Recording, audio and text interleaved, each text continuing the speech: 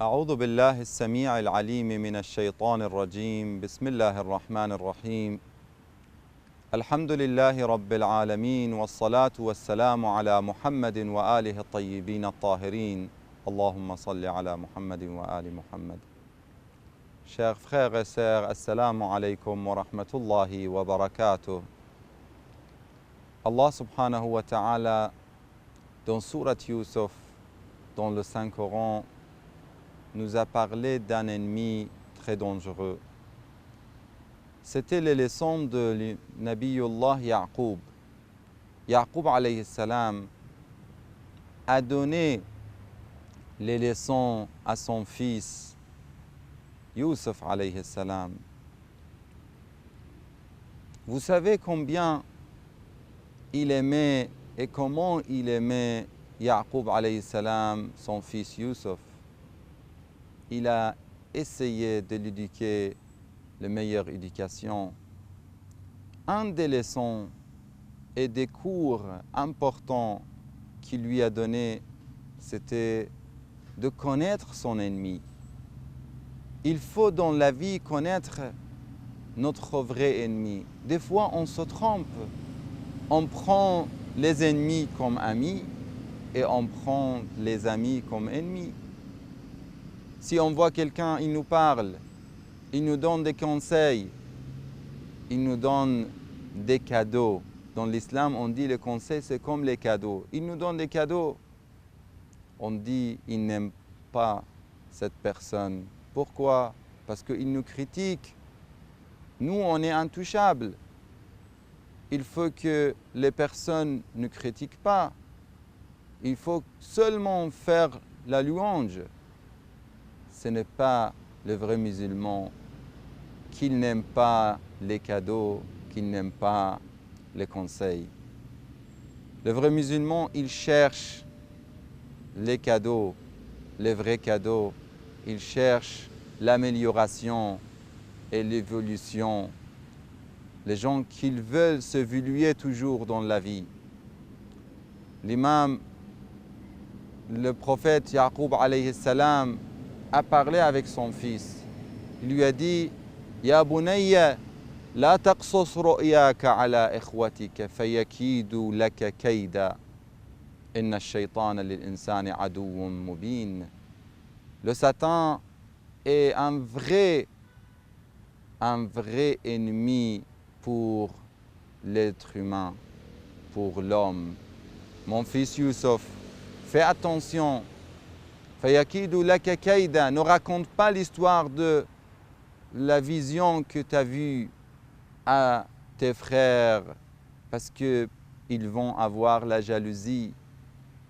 Et ça, c'est très important. Comment on peut arrêter la jalousie? Yaqub alayhi salam a essayé de faire le maximum pour ça.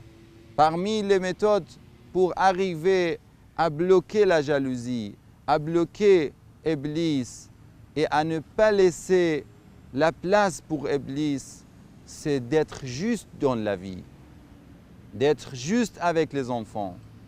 Si on embrasse notre enfant, on embrasse l'autre, comme il a dit le prophète sallallahu alayhi wa sallam. Si on regarde notre enfant, on regarde l'autre aussi. Si on parle avec un garçon ou une fille, il faut regarder et parler avec l'autre. Vous voyez, la justice commence à la maison, avec la famille. Quand on fait comme ça, on aura des personnes saines, des personnes qui sont bien éduquées. Même s'ils ne sont pas musulmans, vous trouvez des fois des personnes, ils ne sont pas musulmans, mais ils sont connus par les bons morales. Comme Jordan, il y a 2 ans, à peu près 2 ans, j'ai lu que l'Australie a l'œil, elle pleure une personne qui s'appelle Jordan. C'est qui Jordan? C'est un garçon, c'est un jeune homme qui avait à peu près 13 ans, 12 ou 13 ans. Lui, dans le cyclone qu'il y avait en Australie, il a sacrifié sa vie pour la vie de son frère, de son petit frère qu'il avait 10 ans. Lui, il est venu pour aider son frère et il était mort à cause de cet accident. Il a sauvé son frère et il a perdu sa vie. Ce Jourdain, il est resté dans l'histoire. Cette personne, toute l'Australie, ils ont laissé le 200, 300 morts et ils ont pleuré seulement Jourdain pour le sacrifice qu'il avait pour son frère. Vous voyez l'importance de l'éducation pour enlever la jalousie de cœur de nos enfants. لا تقصص رؤياك على إخوتك فيكيدوا لك كيدا. Ils vont être contre toi, ils vont te faire de mal. إن الشيطان. Pourquoi? Parce que إن الشيطان للإنسان عدو مبين. Parce que le vrai ennemi pour l'être humain est Iblis. Vous vous rappelez de l'histoire de hadith de l'imam Zayn al-Abidin. Il a dit, on est demandé par 8 choses. Allah Ta'ala yatlubuni bil fara'id, wal nabiyyu bis sunnah, wal iyalu bil qut, wal nafsu bil shahwa. Le nafs, l'âme, nous demande les désirs. Wal shaytanu bittiba'ih, wal shaytanu bittiba'ih. Iblis et le Satan nous demandent de le suivre. Si on accepte de suivre Iblis et si on adore Iblis. Alam a'had ilaykum ya bani Adam alla ta'budu ash-shaytan. Dans le verset de sourate Yasin, Allah a dit, ne faites pas l'adoration de Iblis et de Satan parce que c'est l'ennemi. Il ne faut pas se tromper. C'est pour ça que vous voyez dans l'histoire de Ahl al-Bayt alayhim salam, il nous montre comment Iblis vient chez les gens. L'imam al-Sadiq alayhi salam, il nous dit وَإِنْ كَانَ الشَّيْطَانُ عَدُوًّا فَالْغَفْلَةُ لِمَاذَا. Si le Satan est le vrai ennemi, pourquoi vous ne faites pas attention? Vous, est-ce que vous pouvez rester chez vous avec un ennemi? Est-ce que vous êtes à l'aise chez vous quand un ennemi est avec vous à la maison? Bien sûr que non. Et c'est la même chose. C'est la même chose, l'être humain. Il faut qu'il soit prudent dans sa vie. Il faut qu'il fasse attention que l'Iblis, il vient avec toutes les méthodes. Il a beaucoup de méthodes, surtout pour les jeunes. Il vient avec le désir des femmes. Il vient avec le désir de l'argent. Un homme, il était un adorateur à l'époque de Bani Israël. Lui, il était un vrai adorateur.